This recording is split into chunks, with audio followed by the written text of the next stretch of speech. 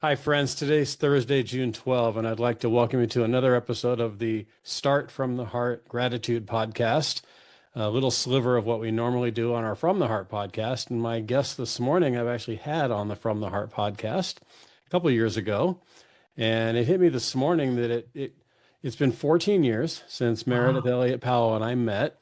And it might have been 14 years ago today. I haven't looked at the calendar to see what June Could 12th be. was, but I started working as the director of the Center for Family Business at Cal State Fullerton here in Southern California in 2011. And might have even been the first day that Meredith was a speaker at our Family Business Directors Alliance conference, which is actually happening as we speak now up in Minnesota. And so, yeah, it was this week, 2011, that you and I met, Meredith, and been a beautiful friendship ever since. And thank you for coming on this morning with me to talk a little bit about gratitude. So, first of all, just I won't say catch us up on the last 14 years because that's a lot, but certainly just right out of the gate, when you're coming to us from your beautiful home in North Carolina. Mhm. I recognize the backdrop. We've done this a few times. Just when you think of that word gratitude, first thing that comes to mind is what? First thing that comes to mind is peace. I feel like when you are in gratitude, it calms you, it centers you, it puts things back into perspective. I love that. I think that's one of the reasons why I love doing this is every day when I wake up, not only because of prayer and devotion and just because I tend to be a pretty grateful person to begin with, but now it centers me and grounds me and gives me peace as well, to your point, because I know I'm going to be either talking about gratitude with our audience or talking about gratitude with someone like yourself. Um, you've done a lot of research on the word uncertainty. I've Mhm. read through a lot of the research. We've talked about it. I know you've written books, multiple books, and spoken around the world on that topic. Um, how can, in this world of so much uncertainty, so much divisiveness, all you got to do is flip on the news or look at your phone and something pops up on the phone with all this division and all this turmoil and all this uncertainty, how can we and why should we dig even deeper to find gratitude in our lives? Because when you are in gratitude, I think the most amazing thing about gratitude is it's an emotion that you choose. And when you are in gratitude, you can't be angry, you can't be sad, you can't be fearful. You move the other emotions out of the way, those emotions that are holding you back. I mean, gratitude is something that will propel you forward. I think one of the most positive things about gratitude is that it focuses you off yourself. Mm. And when you're worried about yourself and your future, even if it's valid, even if something has happened to you and it's Yeah. valid, like you have reasons to be fearful, the problem with it is that it keeps you stuck. And I feel like gratitude moves you into that important place of trusting the journey, like looking at the things that you're grateful for and the things that you have in your life will give you the momentum to take steps and to move forward. I love that. Talk about your journey a little bit. You're a member of the National Speaker Hall of Fame. Are you still the chair of National I Speaker am. I have Association? 6 more months as the chair of the National Speakers All right. Well, Association. I got to get in under the window then. I need to Yes, you do. still the chair. So your journey has taken you a lot of different places. I don't mean just geographically, but emotionally as well. I mean, you've been through some ups and some downs. We've talked about those in the past. Um, Tell us a little bit about, you don't have to go into the detail of any of the challenges, but can you talk about that path of how you look back on some of the challenges you've had? And I know you have a grateful heart. Yeah, I think I don't know that I had a grateful heart until I was about 36 or 37 years old. And I feel that's what kept me stuck. I mean, like a lot of people, my life started out really rough. Yeah. All the odds kind of stacked against me, or so I perceived them to Right. be. And because I was not grateful, because I could not focus on what I had, I that held me back. And I think that's a very it's a lesson that I try to teach to people now. I think one of the most amazing things about successful people, and define success however you want to. It Right. doesn't have a thing to do with money. It's just that you're living a life that you want to live is that people like that focus on the things that they can control and the things that they are focused for, they're grateful for, and they forget about the rest. They don't worry that they were born to a single mother who had to work, 4 jobs. They don't worry that they were, raised in an abusive home or, had a string of divorces or whatever. They just don't worry about those things. They feel like they're outside of their control. They don't blame their boss. They don't blame anybody. They just go inward and say, what do I have that's working for me? And how can I use that to move forward? And I feel like when you're grateful, especially first thing in the morning, if you wake up and you turn the news on, think Mm. about this. Think about what your mind is going to be for the day. You're Right. mad because the whole Yeah. purpose, I don't care what you watch, I don't care what you listen to, but the purpose is to make you mad. Yeah. And it works. It's very effective. And if you do that, you're going to go through the day seeing things in negative light. That's not helpful. If you wake up with gratitude, you're going to walk through the day seeing things in a positive light, and that's how you get ahead. It's perspective is everything, which is interesting. That's the new book I've got coming out. I just Nice. finished it and sent it to the publish, but it's perspective because how people choose to see the challenge in front of them will determine their success. Yeah, you're right. Life is not what happened to you or what happened in your life. It's how you look at it. Completely. Like they say, you can't control the wind, but you can adjust the sails. I mean, I know Yeah. there's some philosophies out there you can control the wind, and I get that. I get creating and so forth and how that mentality works. How, as you're talking, I'm sort of hearing the word accountability too, and I've never really thought about accountability and gratitude being necessarily synonymous, but they do kind of tend to go hand in hand. When you go through life feeling accountable for things rather than blaming, you're going to definitely have more of a spirit of gratitude, I would imagine. Does that resonate for you? No, it very, very much so.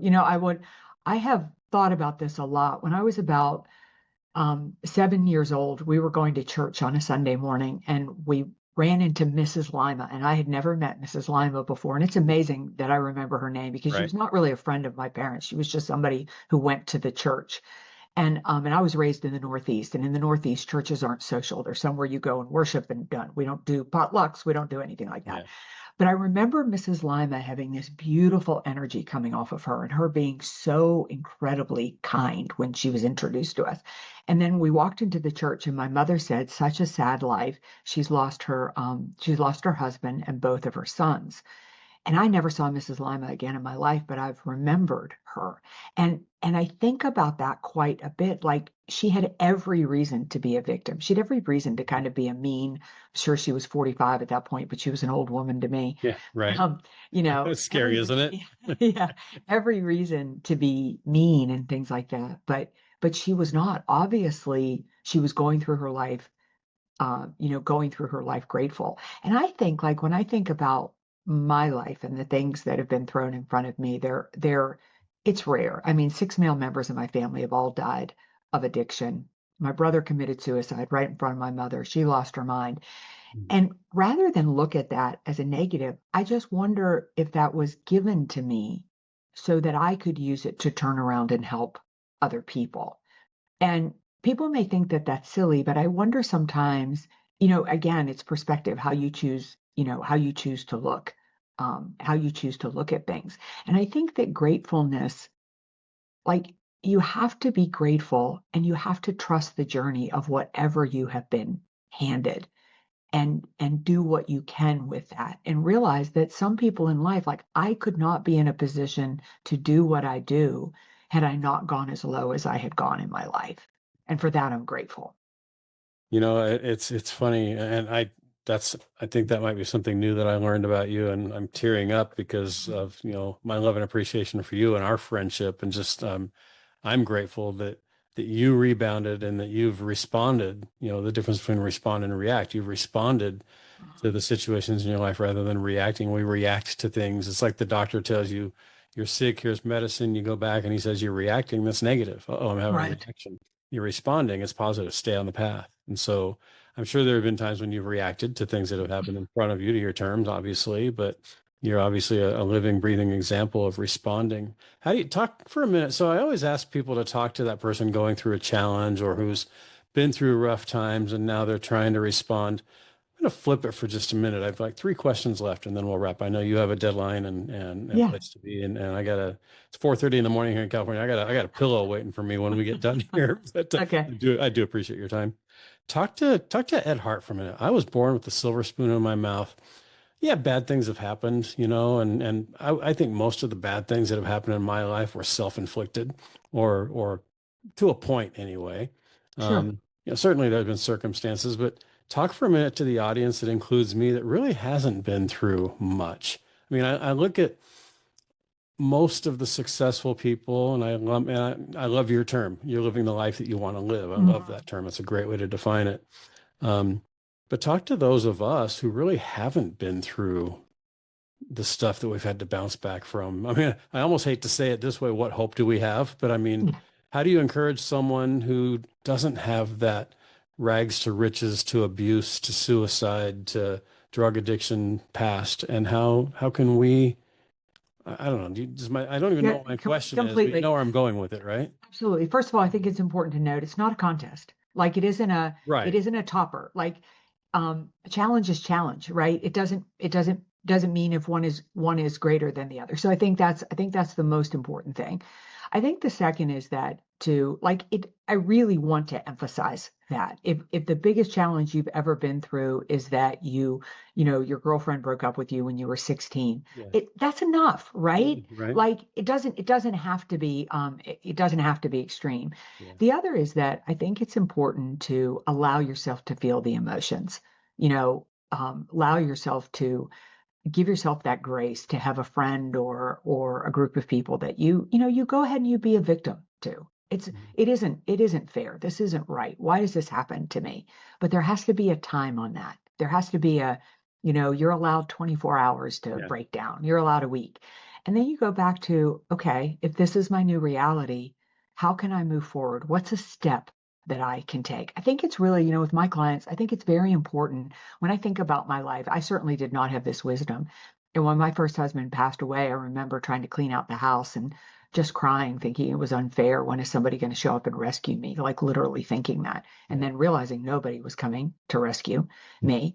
And I had no idea how I was going to get out of the mess I was in because it was just a mess. But I cast a vision, and every single day I would look at that vision. And to this day, I look at that vision 3 times a day, and the mind will find a way to get there. So whether your challenge has been extreme or not as extreme, doesn't matter. Cast your vision and your mind will find a way to get past that. I think the mind is incredible. We don't tap into its resources enough. I love that, man. This has been 15 minutes of not just taking me to church, but just that no, I love that casting the vision. I mean I do. I consider myself not in a vision in a imaginary, oh my gosh, I wish for this, but a vision that you take Yeah. action. You see it and then make it happen. You and I share a love, and that is golf. And Yeah. I think a lot about golf in this conversation, that golf is a lot like life. We don't have a perfect 18 holes. Oftentimes we maybe hit one great shot in 18 holes. And golf, like life, is all about how you respond to what just happened and what you just created. I hit a bad shot. Yeah, I can blame the wind, or I can blame the sprinkler head that, happened to take the ball and ricochet it out of bounds. But okay, well, how do I respond to that? So I think that's a lot Right. like life and the challenges we have. Yeah. One, a week plus into this new, daily gratitude podcast, one tradition we've started is my previous guest leaves a question for my next guest. Mm. And my previous guest yesterday, Logan Altman, is a 34-year-old young man, young father of two, 5-year-old girl and a 3-year-old boy, um, very devout Christian. And the question he left for you, which obviously I'm also going to ask you to start thinking about the Yeah. question you're going to leave for tomorrow's guest. The question he left for you, and this is a big question, but you're a speaker, you're a writer, you're a consultant, you're a wife, you're a mother, you're a sister, you're a friend. What is your why? My why is I feel like I really have been put on this earth to help people learn to see adversity as opportunity. I mean, I'm driven by that every single day, and that is my why, whether it's the people that I love that are close to me, whether it's the audiences that I speak to. but I am mission driven to do those things. I love that. What's next for you? I don't mean today after we hang up, but what's like the next thing that you're most excited about? You talked about this book that you just finished up. Yeah, I published a book, but the thing I'm most excited about is I'm headed to Europe on a cycling trip, and I'll be on Omaha Beach on July 4th. Oh, wow. That's Yeah. awesome. Wow, that's fantastic. I can't wait to talk to you after that. All right. So, in keeping with the tradition and thinking about, I'll just tell you who my guest is tomorrow. Okay. My friend Tam. He's Vietnamese American. He and I have traveled to Vietnam together. We've taught family business classes together. We are friends. I'm going to see him later today he runs a beauty school and they have a graduation. I'm going to see him at that before I go to my next thing. We're talking tomorrow morning. So if you have a question, knowing whether you know anything about Tam or not, what would be your question for my next guest? What is your greatest tip to help people learn to navigate the uncertain marketplace? I love that. How would you answer that? Oh, my biggest tip is that you've got to have a relentless vision and you've got to see adversity as opportunity.